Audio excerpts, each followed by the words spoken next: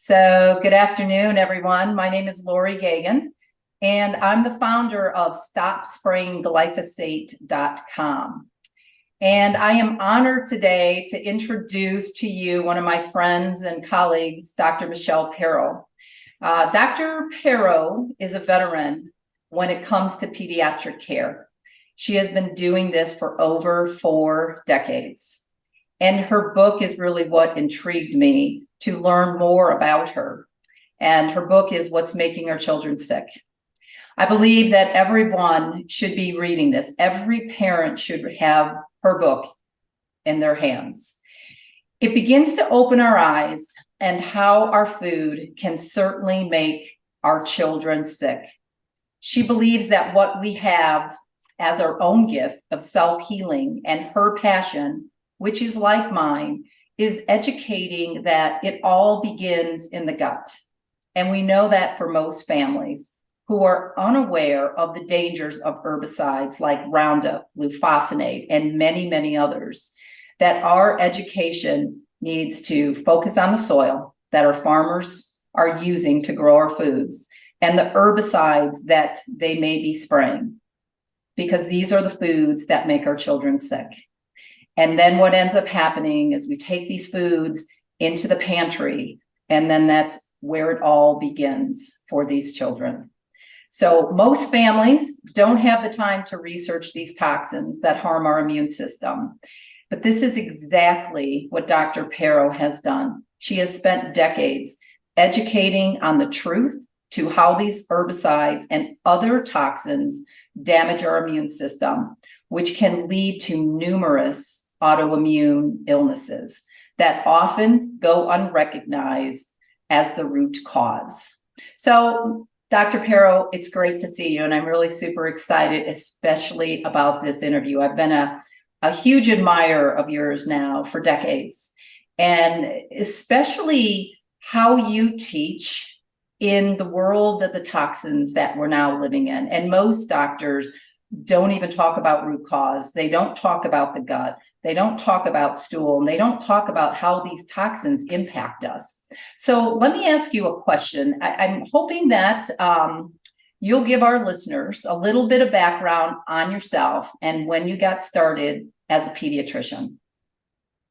Sure. Thank you, Laurie. That was a great introduction. It's one of the best I've heard. I've done a few of these interviews because I've been on this mission to educate families now. As you mentioned, it's been a while. I'm not new to this rodeo. But my passion has always been children. I started by performing in hospitals when I was a child. I was hospitalized myself. I became a candy striper. I began performing in hospitals as a theater major when I was little. And then I fell into medicine. That's the quick answer to my story. But my story really begins after the birth of my own son.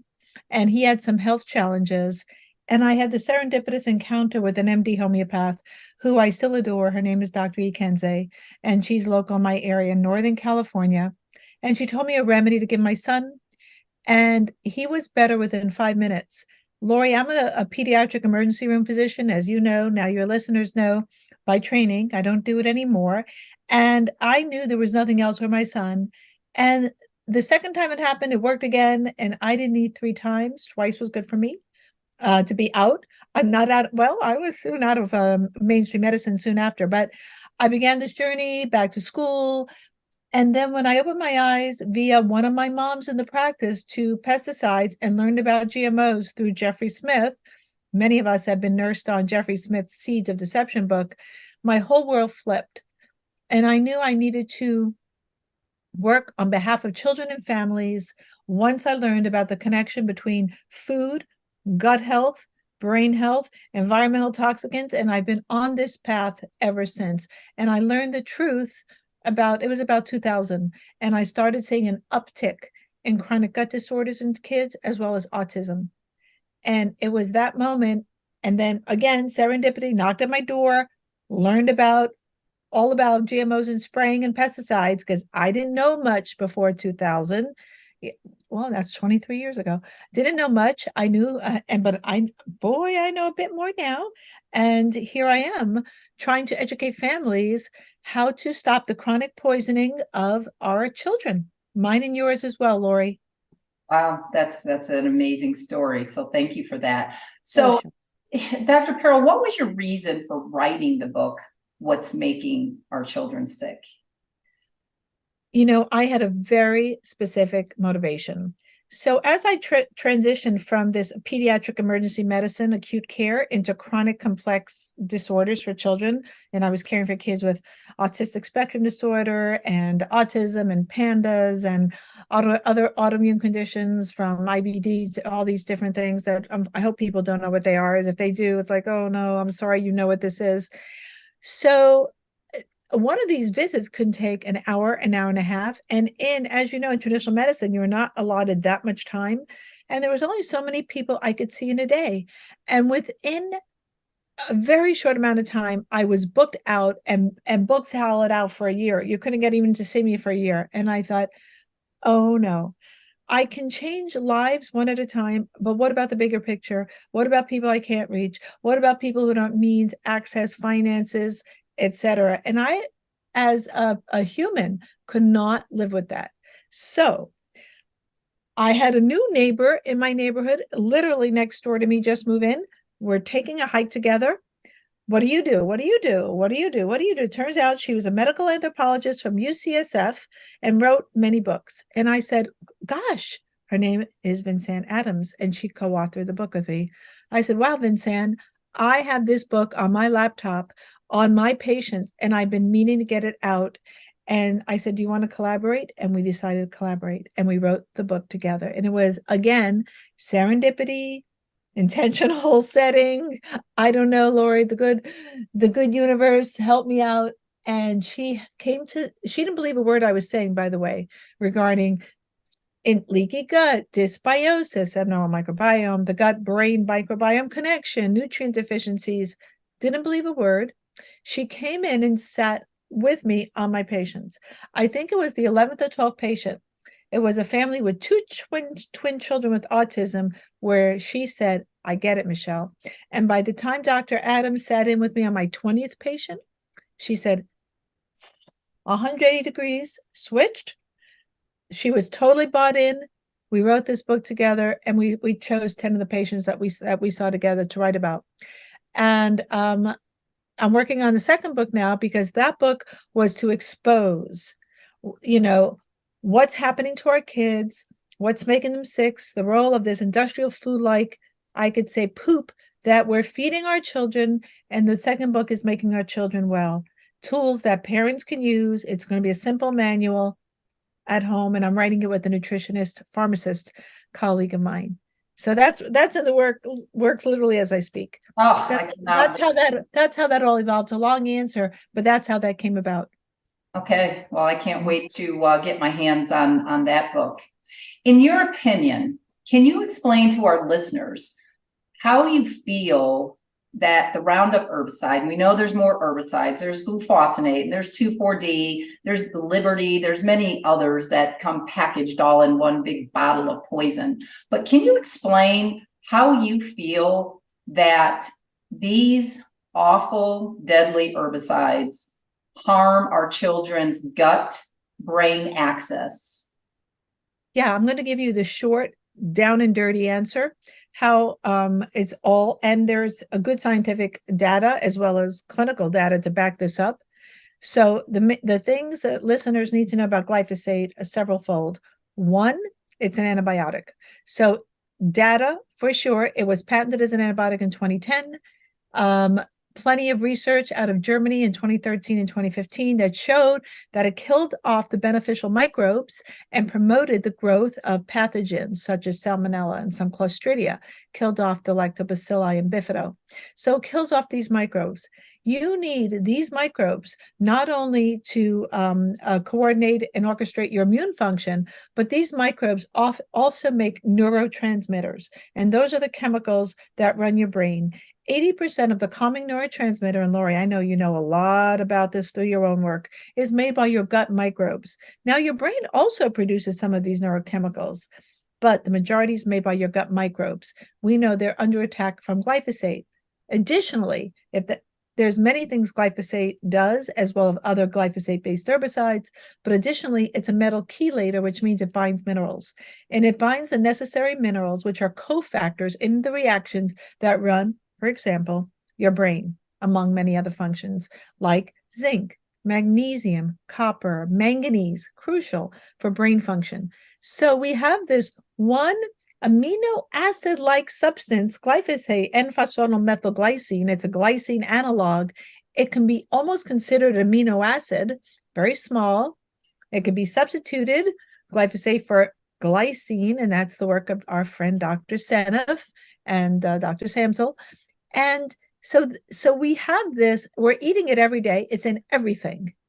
Even organics have been contaminated glyphosate, 5 to 9% of organic crops, where our children are eating it 2, 3, 4, 5, 6 times a day if they're babies. It's in formula, it's in vaccines, it's in the air, it's in the water, it's in their food. We are inundated with it. So causes abnormal microbiome, no neurotransmitters to run the brain, no mineral cofactors to run the brain, and it impairs detoxification through a certain pathway in your liver called the cytochrome P450 system. So you can't clear these toxins, average of 6 pesticides in a food, as well as the myriad plastics, POEA, PFOA, and all the other fluorinated compounds, air, particulate matter in the air, and the fires, etc. We need this system to detoxify. Kids are overloaded, can't clear the toxicants, their brains aren't working because their gut's not working because of what we've done through chronic poisoning of our food. It needs to go yesterday. There's no excuse for any herbicide. Pesticide is the overall arching word. Herbicide is specifically plants, fungicides, insecticides. They're all pesticides. We need to ban pesticides for the sake of our children as well as wildlife. Agreed on that. So, Dr. Perro, I wanted to bring up an important amino acid, and one that our dear friend, Dr. Don Huber, often talks about. Dr. Huber is one of the most well-known scientists in the world who educates and researches on the dangers of Roundup and what this deadly herbicide does in the body and how it harms our soil. This herbicide depletes the nutrients found in healthy soil. Tryptophan is one of the most important amino acids that our body does not make. It has to come from the foods we eat or by supplement. And some of the foods would be chicken, eggs, turkey, nuts, and cheese.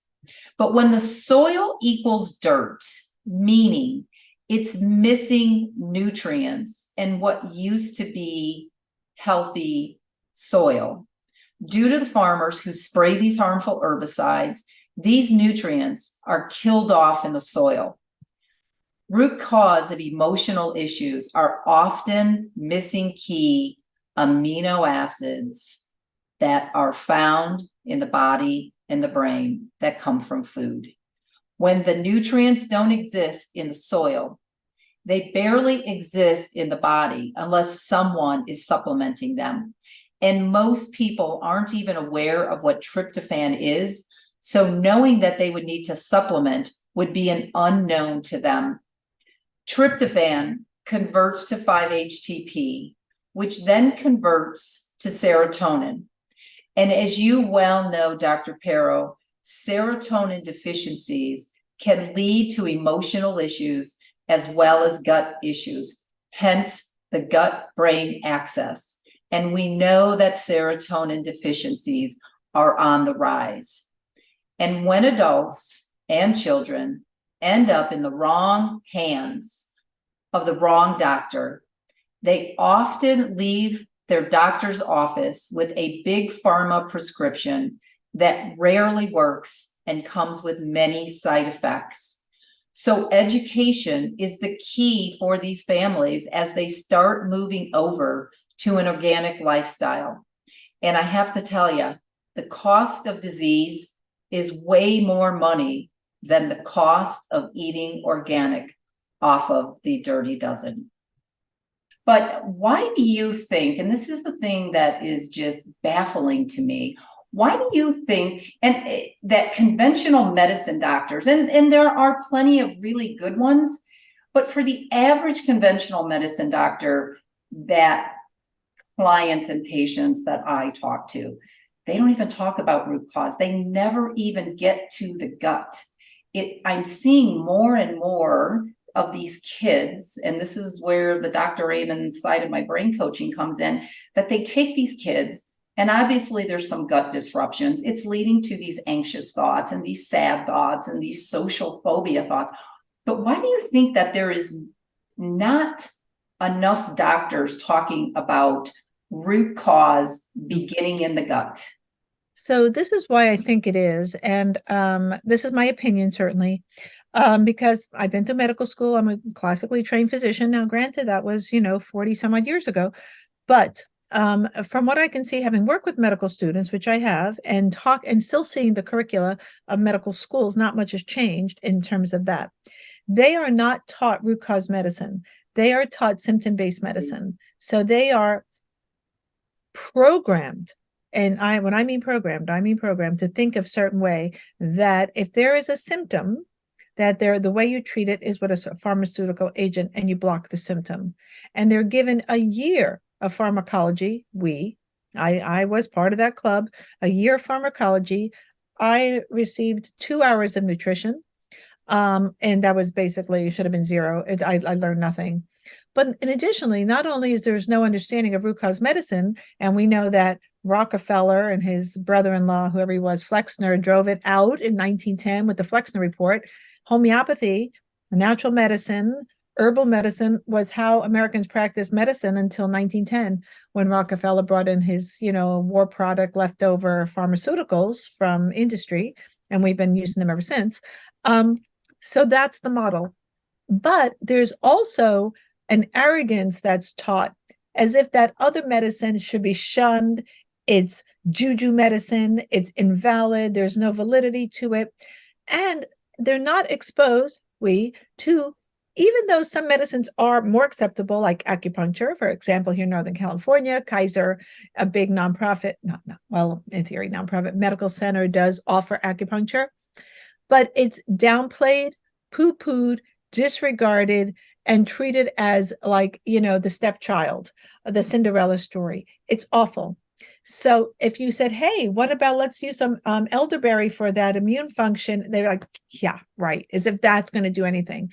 It's this kind of insidious arrogance that's instituted along with the training. When you get out of medical school and you start your residency, because everything is so scripted now, because of insurance companies and this tight control on physicians, you have to play in the sandbox. And if you wanted to write a patient for some vitamin D or vitamin D level, insurance companies don't even cover it. And they say, oh, you get a lot of pushback from nurses, from other people, from your staff, your attending physician. You're not, even as a young buck doc, if you wanted to veer out of the system, you're quickly clamped down. Because the average medical student owes about $333,000 when they come out of training, they then have to go into these jobs to make money where they're on the loop of seeing 30, 40, 50 people a day, almost impossible to know what you're doing. And they become a slave to data entry. They just become this relationship with a computer, and they're not even seeing people anymore. They are unallowed to veer off what they've been trained. And because they have to see so many patients, that there is no time for root cause medicine, which is more time consuming. So the whole system is set up for prescription writing. That's, in my opinion, what happens, the sad story. And then to get where we get, people like myself, and there are many others who've become, I call myself an integrated physician or integrated pediatrician. We've had to literally self-train. So even though I went to homeopathic school, I did get my degree in homeopathy. I've done mostly a lot of self-training. I've literally trained myself to become a naturopathic doctor, is what I've done through many courses. And as you can see behind me, I'm an avid reader. I read all the time. I'm constantly going to courses. I've been doing that for about 30 years and have trained myself to think in this way. But you have to really want it. Many physicians are starting to do it now because their own children are sick. So they're recognizing like, what I just learned for the past 4, 6, 7, 20 years is not working for my own. And some of those young docs are waking up. But it's awful when it has to be your own kid. Right. But I think that sometimes when that happens, it trains them to be a better physician, a better doctor, because I think that they start realizing that big pharma is not the answer to treating diseases. And I'm a firm believer too, that sometimes you need Eastern and Western medicine together, but it's not where we should be starting. Absolutely not, Laurie. So we have to get off this pharmaceutical model.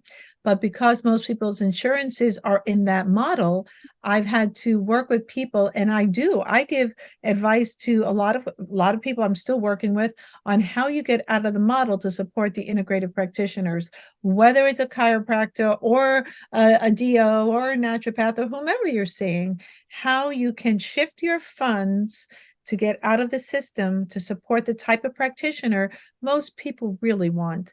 Even the old time doc who made house calls, and the black bag, even those docs were using still, and maybe in the 40s and the 50s, still more herbal medicine. A lot of them were left over from the old school. But I think that kind of medicine is in mainstream is not being practiced anymore. Not in our world, but in the mainstream world. Agreed on that. Because of time, I want to get to a really important question for our viewers. What can parents do in order to help their children overcome the effects of these dangerous chemicals? And what suggestion would you have for them if somebody is on a fixed income or a budget where there's not a lot of wiggle room for, we need some vitamin D and we need some vitamin C and you need a really good multivitamin and this and that? Give us your opinion and where they can go. Yeah, certainly, Laurie. This is a great question. I never give supplements over organic food ever. Never. Our food, even organics, is not nutritionally dense. So I used to advise just to try and eat organic as you can and give people where they get organic food. And Costco is one of the biggest buyers of organic food in the US. I have no stock in Costco, Trader Joe's, Sprouts, no stock whatsoever. But those are the kind of stores where you can buy organic. I tell families if they're not going to change their kids' diet to organic, I prefer the word now organic regenerative agriculture or farm to table or farmers markets. But some people can't get there and they don't have a farmers market, or they live in the winter in a snowy area. There's no farmers market. So farmers markets, when you can, buying imperfect organics. They don't have to be perfectly looking, and the imperfect fruits and veggies at farmers markets, they'll discount them. Learn to cook. Do not buy the processed food. The processed food is more expensive. So you have to buy bulk whole foods, which means you have to learn how to cook them. And people say, I was never taught how to cook them. I can guarantee every young person knows how to get on YouTube. I would put $20 down right here that most people can do that. You go on YouTube and you Google how to make beans, fresh beans. You buy them in bulk. They're so affordable, super healthy, with some veggies, a little meat if you're a meat eater, but it must be organic, free range when possible.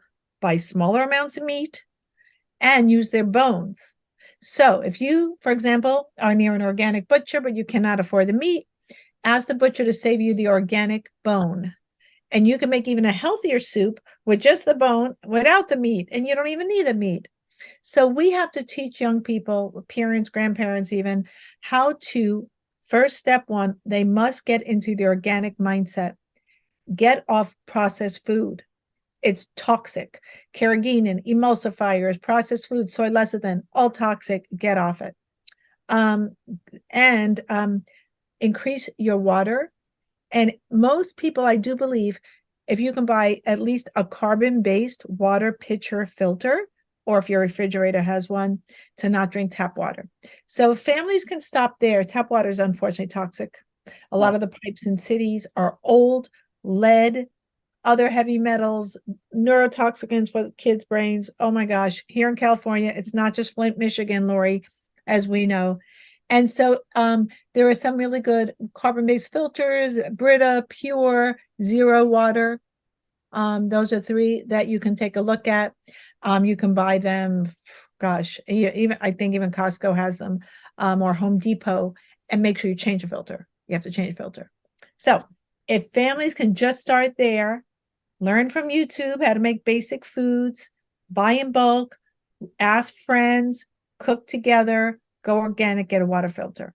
If families can do that, then I start with advancing it up a bit, adding fermented foods in. What I ask people to do is get apple cider vinegar and start there. Apple cider vinegar has, the acetobacter, which is the microbe that breaks down glyphosate. So if they're still getting some glyphosate, Roundup in their diet, at least apple cider vinegar may offset that. And apple cider vinegar is great for metabolism, obesity, diabetes. Gosh, affecting so many people now. Either put it in a salad dressing or drink a little bit in your water, put it in your child's smoothie. So we can start incorporating fermented foods in children's diets. If families are really struggling with a kid with a chronic disorder and they can do those things, I ask them to take off gluten and dairy and do a trial, especially because those foods are inflammatory. We could spend 2 hours talking about what we've done to gluten in America. But remove gluten and dairy. And if your kid has any brain disorder, neurosensory, ADHD, autistic spectrum disorder, etc., get them off those foods with the other changes, and maybe we can avoid the supplement green pharmacy wheel, which can be challenging, and trying to find people like me. And then, of course, my favorite go-tos other than nutrition are homeopathy. And when the book comes out, and we'll do another podcast, I want to get this in everybody's hands so everyone could be their own family doctor. And we can re-empower parents to regain the tools we once had. And that's really good. It's empowering really the families that don't have all the tools at their fingertips. And Yes. Buying a book is pretty simple, pretty straightforward. I love those tools that you're talking about. How can somebody find you, find your work if they're wanting to do like more research? Yes. So drmichelleperro.com, M-I-C-H-E-L-L-E, Perro, P-E-R-R-O.com is my website. And that's going to be incorporated soon into our nonprofit, which I'm very proud of, which is gmoscience.org. We're going strong for almost 10 years, and everything is going to be on this website. As you know, Laurie, myself, Dr. Stephanie Seneff, and Zen Honeycutt, from Moms Across America, CEO. We have a podcast we do once a month called The New MDs, Mothers, Doctors, and Scientists. And we're tackling all these subjects. We're on Facebook. Our next one we're doing is next week on Alzheimer's.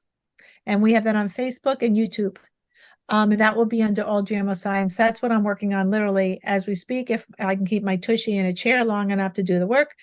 And so, but listening to as many different perspectives, as many podcasts like yours, Laurie, going to Environmental Working Group, that's a great source. Moms Across America, super good source. Made Safe, Amy Ziff's place. These are where people need to switch their attention. And if I beg people, get off mainstream media, get your kids off that TV, please monitor their devices. Don't let them do TikTok and these other mind-capturing social media things, which are definitely targeting children. So shut the TV. Agreed on that. Well, thank you so much. And what was the name of that website that you're doing once a month again? So we're doing the New MDs, and it's on the New MDs is on YouTube and Facebook, and it'll be soon found by September on gmoscience.org. It'll be there living as well. And I couldn't say enough good things about Stephanie Seneff and Zen Honeycutt. They are such like powerhouse women and so humble, so much information. And I'm very proud of the women that we all network with and collaborate with, Laurie, because we are changing the conversation on behalf of our kids. And that's where it needs to start. So thank you so much. I'm so grateful for your time today. I will go ahead and get this posted as well as that website. And I think everybody should take a look at it. And for those of you who have not read Dr. Perro's book, What's Making Our Children Sick, go online and get a copy. You can even get like used copies that people have, you know, reread, and then they're selling them for super cheap. So every parent should have that as a tool in their pantry. Thank you for that. Dr. Perro, thank you so much, and we will chat later. Thanks, Laurie. Bye.